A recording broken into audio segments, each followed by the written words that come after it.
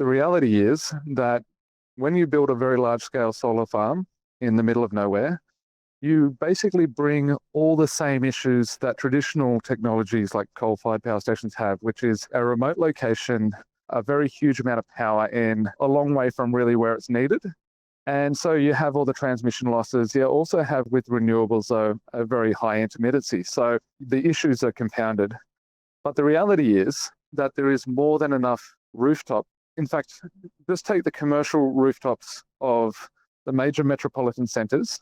If we were to put solar panels on every one of those roofs, on all of them, we would have more than enough power to power the entirety of Australia. We don't need large-scale solar farms. You talk about the intermittency, though. There are a lot of people who say, well, you need to have something baseload, or you need to have a heck of a lot of batteries in order to be able to keep some of that energy through the night, through the winter, all of those sorts of periods. Absolutely. And I agree with you. We've got the new home battery rebate, which is a $2.3 billion exercise.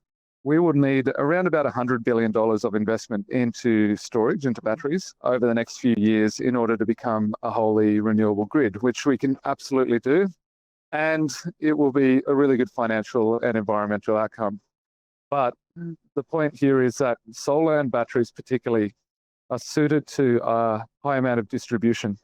So we can have solar on rooftops, we can have batteries on houses, we can have batteries in car parks and other areas of land dotted throughout the areas where it's actually needed, not taking up precious farming land, not taking away people's sovereign right to live in a place that they enjoy and that they've lived on for potentially many generations.